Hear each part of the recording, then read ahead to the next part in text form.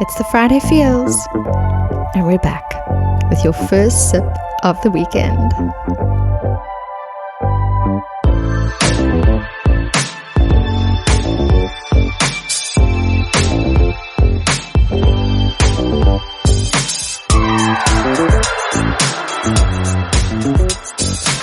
You're now tuned in to this week's episode of Your Happy Hour. I'm your host, Nicole Carmine, and it's amazing to have you here, joining me this week as we uncover the truths about being a human and a working professional. What are you up to this Friday? Well, whatever it is, this moment is just for you. And we're back with another Feels episode. It's so wonderful to have you all joining us today again, and we're still talking about the theme surprise of self-care, which is a really interesting theme, and I really love that we are kind of finishing this season on this theme. It is always surprising to me how we think about self-care, and I'm really privileged today to chat to a guest who I'm also getting to know through this podcast. And it's such a big honor to welcome you to the Feels space and to the Feels podcast, and specifically the Your Happy Hour series on this podcast. So big welcome to you, Ana Maria Olaya Vargas, and I hope I'm saying it all correctly. You've got a beautifully long name. A big welcome to the podcast. No, thank you so much, Nicole. Thank you for the privilege, for opening your space also to give me the opportunity also to share my thoughts on this very exciting topic. And I know I have a very long name. I heard also funny stories about that. I can share.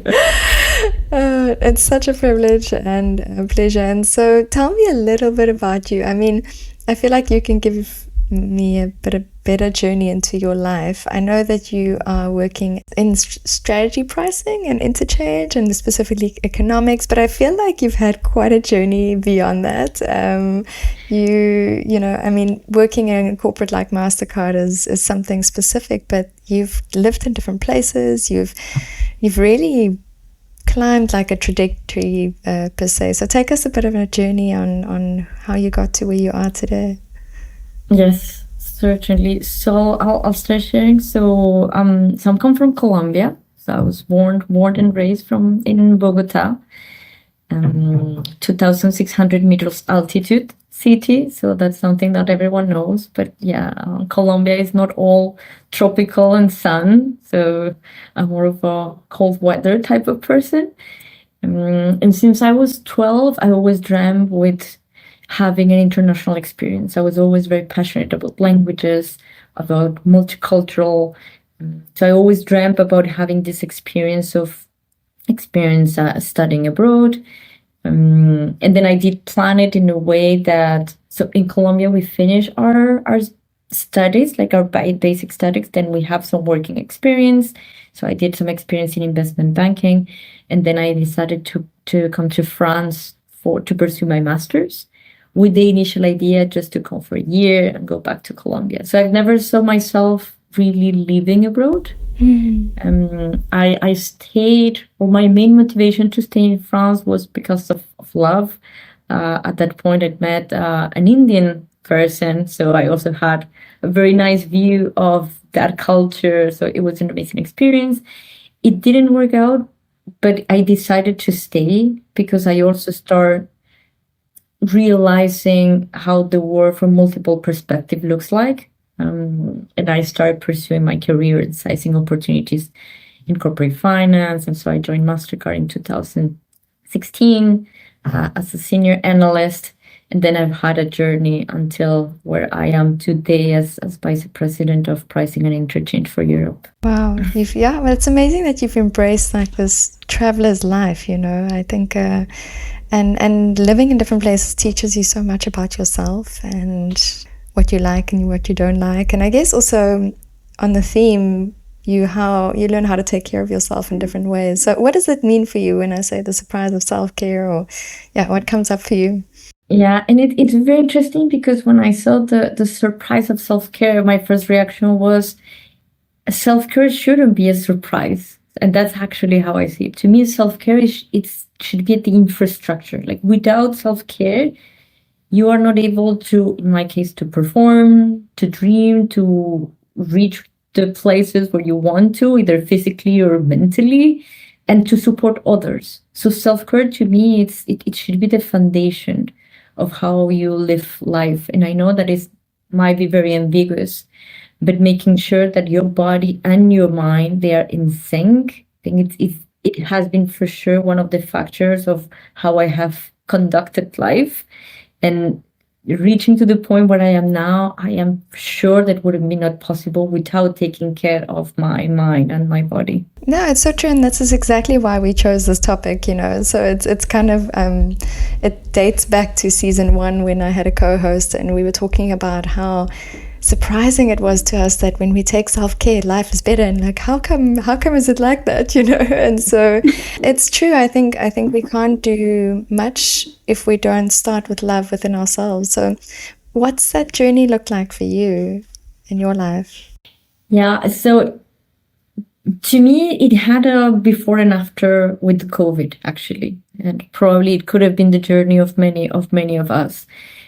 I always liked to do sports. My father was always motivating us to move to the sports. I was playing tennis when I was in Colombia. But I think I never connected all the different dots. It was only after COVID, and also because thanks to my sister. My sister, she's a big pillar for me, especially in discovering that aspect of my life. So she has been the one in the family to tell us we need to eat better, eat healthy, sleep better, meditate. But all my parents and myself were listening to her, but without really understanding it. And after COVID, she enrolled into a program that it was called Healthy Habits. In such a moment of stress, you're more open to look into other things. It's such an emotional and physically stressing situation that I was more open to pursue or to discover all the things that she was telling me. So I enrolled with her in this online program, and it was an eye opener, because understanding life from these 4 pillars, from nutrition, exercise or movement, sleep, and your mind, so mindfulness, meditation, and how everything just fits together, to me was the starting point of how I now conduct my life, and why actually it's so important in my daily life, my routines, my habits. But yeah, it has been an amazing journey from there. I love that. And I agree with you. I think that period of time in the world, as much as a lot of negative stuff happened, a lot of positive things came from that, because we really had to sit with ourselves and ask ourselves, who am I? What do I like? If I'm just by myself, like, who is this person in the room with me? and it's an interesting experience when you get to know yourself in that way. Yeah, exactly. I think that it starts within. It needs to start, because there are a lot of people discuss about changings out in. This has to be like an in out. So you start really with an introspection. And it can go really deep. It can go to what's my purpose in life, and what do I want, and what's my north. And then all out goes into how you start thinking about what you eat, about how you move, but it to me, it has been like an in and out introspection. A lot of people, they tend to see it the other way around. They might start seeing it as a physical appearance, and then they start taking care first on their body, and then eventually I think they look into the inside if it goes those deeper levels. To me, it has been the other way around, right? Like first introspective, and then more like understanding my body. It's a fundamental part. It's a precious resource. Yeah. And then, of course, all the decisions that I take about what I eat. So I became also vegetarian. Also through that journey, because I also start making reflections about myself, and smaller things like taking more care about my skin. It has never been something that I used to do before, like this is skincare. But now I see it is not only about vanity, but it's a package. So when we talk about self-care, to me it's all the mental, but also the physical, but it's an integration of how you feel and how others also perceive you. Because I think that's also the beauty of this. It's when you start in and out, then you start sparkling in a way that it creates that positive wave echoing that others also start getting a positive impact out of that.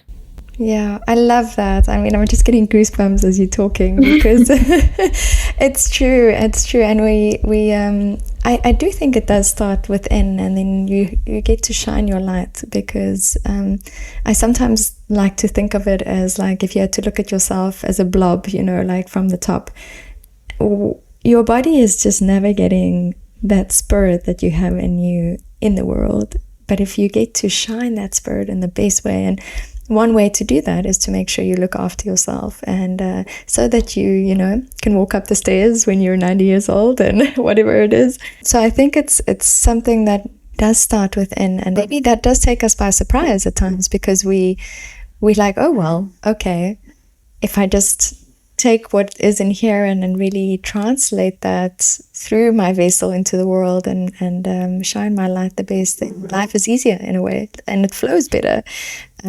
But yeah, I guess society it's not always been like that. I think we're kind of awakening to this now in some way. Yeah, and it's interesting as you say, because I do feel it's an awakening. I felt that I have been living like an autopilot, right? Like you don't even think about these things. You just live every day as you've seen.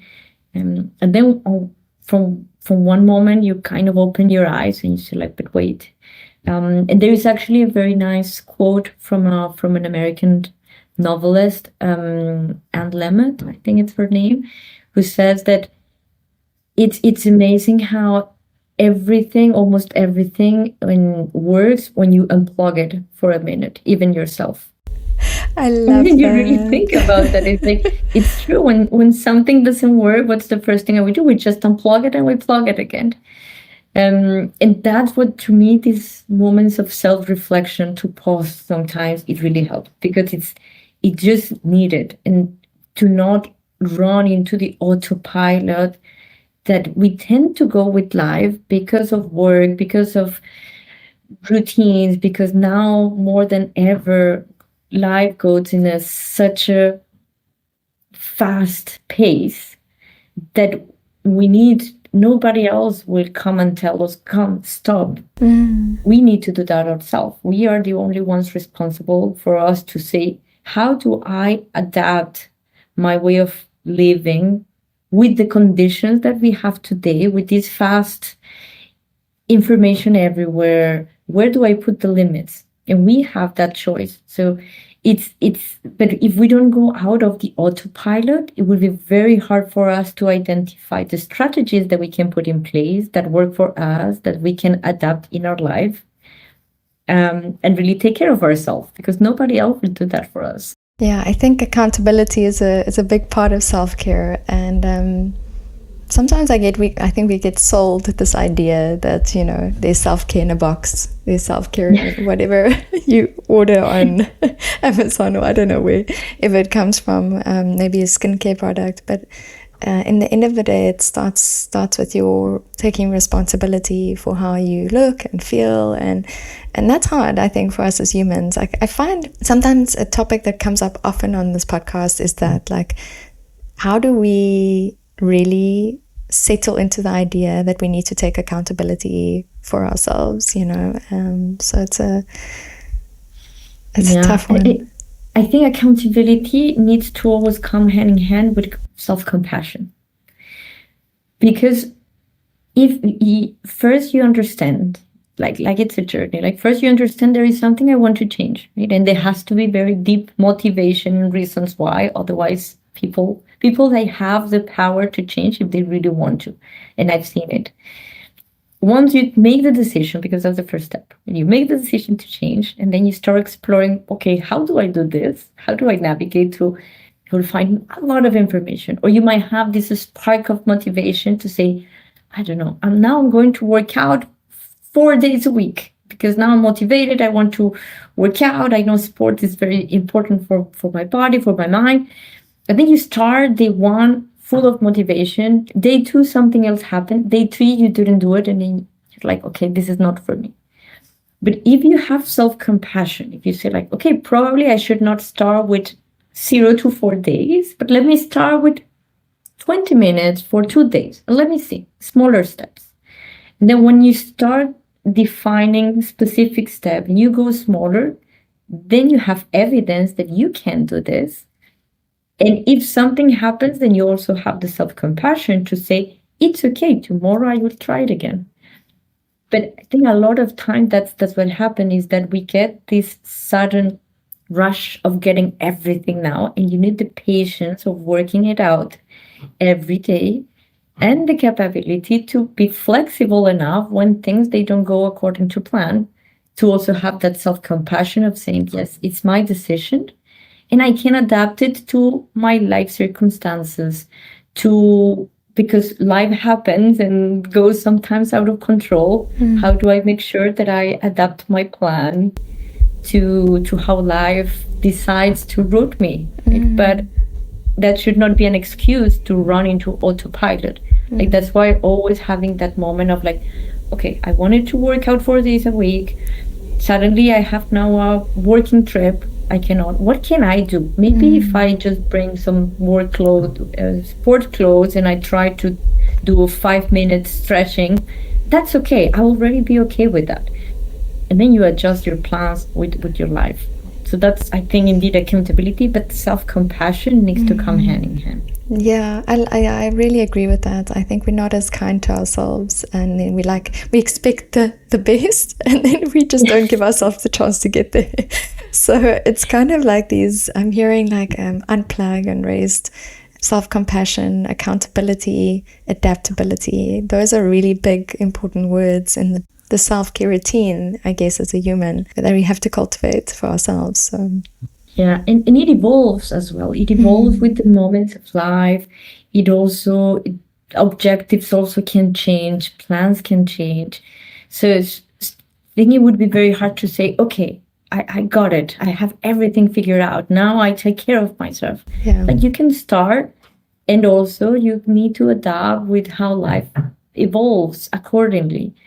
So to me, self-care, it's also a journey. It starts with the awareness, but the end point, it will keep evolving. And that's also part of that self-compassion of saying, today, in this moment of my life, this is what I can integrate, and this is how am I going to adjust it. But what it has really worked for me is to have a plan. And from the learnings from my sister, because she has a beautiful concept and a method, and she works with female Latin entrepreneurs on all this and teaching them how to do that. That's why, to me, she has been an amazing pillar. And one of the things that she has helped me a lot to integrate is what I call the weekly planning and the weekly reflection. So there is this methodology where she helps women, mainly women, because it's where we take the most burden, especially with women who have kids. It becomes even bigger and heavier, that bag that they carried every day. But if you start decomposing everything, okay, how does next week look like? What do you want to do? What do you want to achieve? And you start planning it accordingly. And then at the end of the week, okay, what did I do? And it doesn't need to be hours of that. It can be 10 minutes. Like, we spend a lot of our time 10 minutes scrolling into non-useful information sometimes. You could dedicate the same time into this very structured approaches that really will help your long-term well-being. That, to me, has been essential.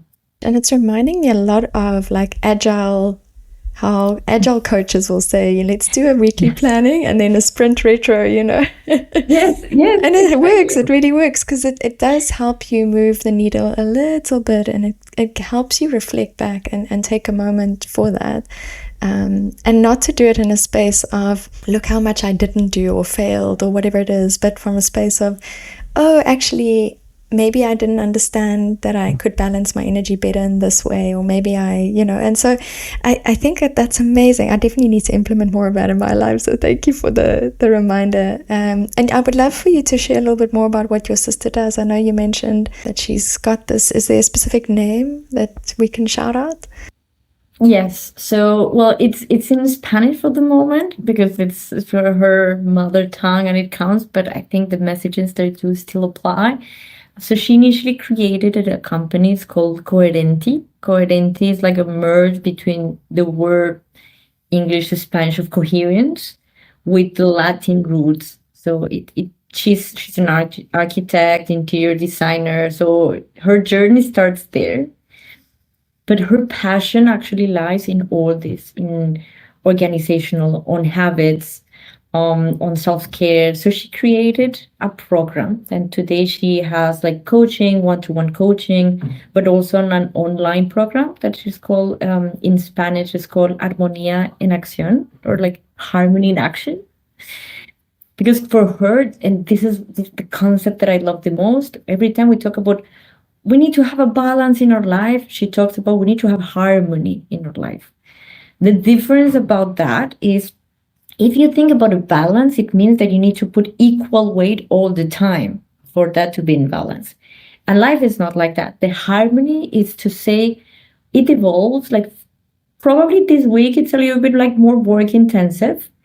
So I know that I will dedicate more this, and that's how my week looks like. So she shares like Notion templates. So for the Notion, so I'm using Notion to organize my life, having weekly self-reflections, things very, very general, like having a to-do master template. Because I am someone who tends to put a little bit aside the smaller things, like, I don't know, there is a bulb who it's not working anymore, so I need to change the bulbs. Those are the type of things I will kind of procrastinate the most because like that's not important. But what happens every time I enter to that room, there is no light and I'm like, oh, I need to change the bulbs. And that's a very specific example because she told me everything that happens, just put it on your Notion. And then you start having a list because everything that is in your mind, it creates a mental charge. Once you put it somewhere, and then you plan for a date and time for that. Otherwise, it will never happen. So these are the type of practices, and I ended up changing the bulb after I integrated this, and it has been there for months. So her methodology, it also looks into all these 4 pillars. So her program is called Eres, also in Spanish, which is like to be. Because she talks about intentional energy, especially for women, right? Because we also need to map our energy in our month. It's not the same. We are cyclists, we fluctuate, and that's also, we need to recognize it. It talks about movement, so everything that's exercise. Be very compassionate about what's your level and how you can integrate.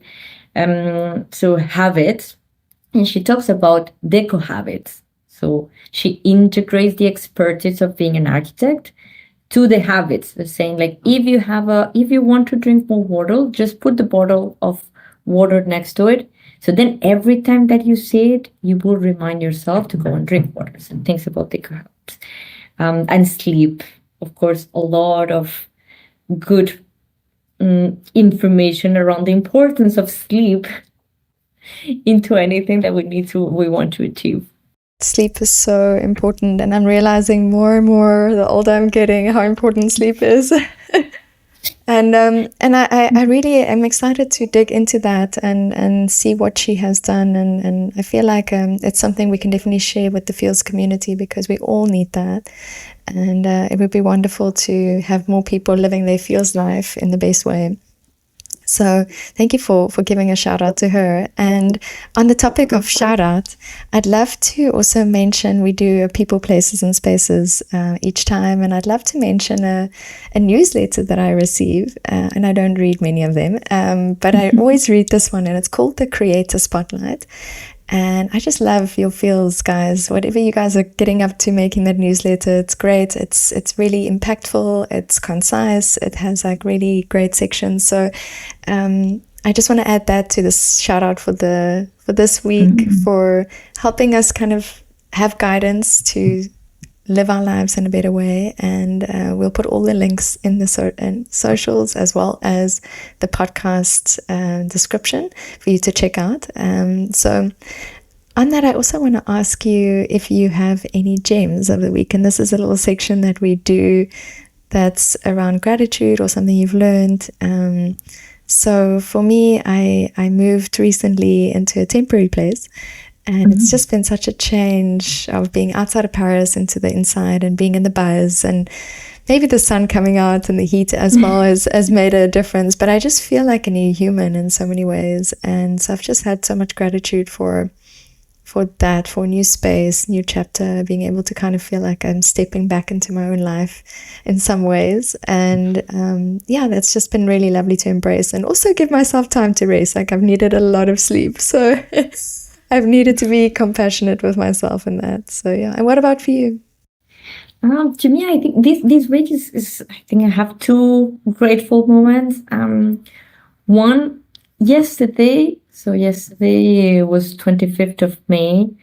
It's a day where most of the world has a holiday, a bank holiday. But in France, it's a very specific, it's a very particular one, because not everyone has that bank holiday. So I didn't. And I'm very grateful, because it felt that I was giving a full day without emails, without calls, where all the work just stopped. And I could indeed pause and organize. I had like around 3 weeks that I had been moving for work, that I was not able to cut up into my week. So yesterday, I'm extremely grateful that everyone had time to rest yesterday. Because it gave me time to plan and to understand and to have those times of reflection for my work mainly. So I'm bringing it up because I recall even during the day to say I had to go and buy my lunch, because even the cafeteria was closed. And just going, seeing everyone so chilled and happy.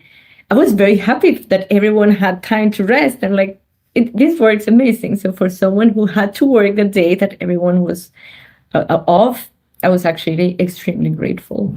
And the second one is actually it's going to be my birthday this Friday. So and I'm taking also 2 days to travel with my boyfriend to Venice. So I'm extremely grateful for that, to give also me the opportunity to celebrate my birthday with him. Which again, in a moment where it's quite a very high peak at my work, I still part of self-care and self-attention to say, this is important. This happens once a year. Your birthday is only once a year. So having the time to say, I'm going to prioritize this time with my boyfriend to travel to Venice. So grateful that I can take also those times and spaces and honor it to myself. Yeah. Oh, that's amazing. Well, happy birthday for Friday.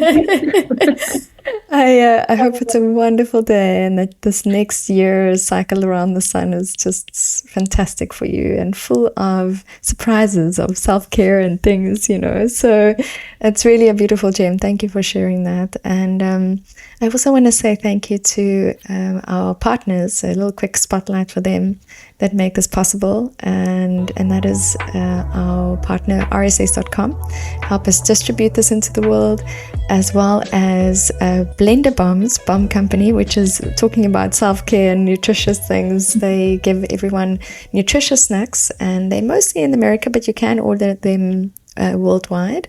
And they've given our audience a wonderful discount if you order with the Feels, as well as BNE Sim, which is a travel sim and really, really affordable data. And they've also given our audience a discount. So reach out to us on the socials if you want to learn more about that, and we'll give you the codes. And a really big thanks to them for making it possible for us to host this and just have these wonderful conversations. And I actually only have one more question for you on today's episode, and that is, what is in your stack?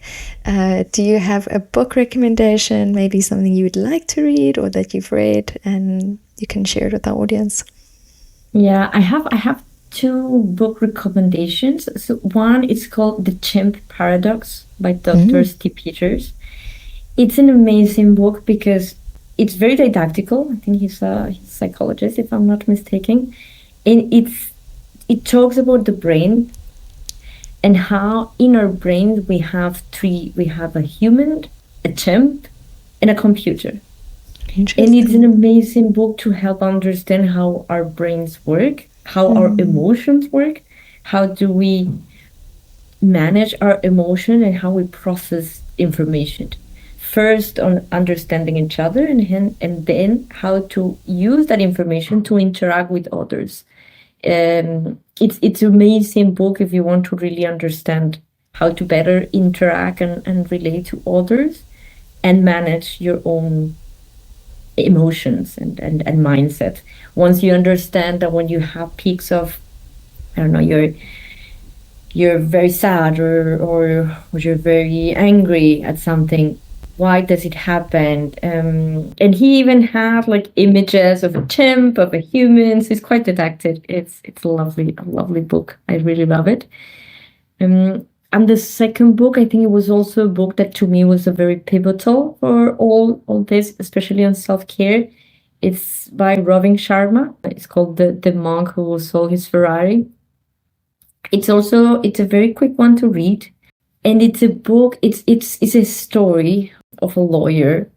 I think it was in New York, having what society might consider like success. He had it everything, right? He had job, he had money, but not the human relationships. He didn't have friends. He didn't feel happy with his life. In a life that was very abundant from a materialistic perspective, he didn't feel himself. So he went to a journey to the Himalayas to understand the purpose of life.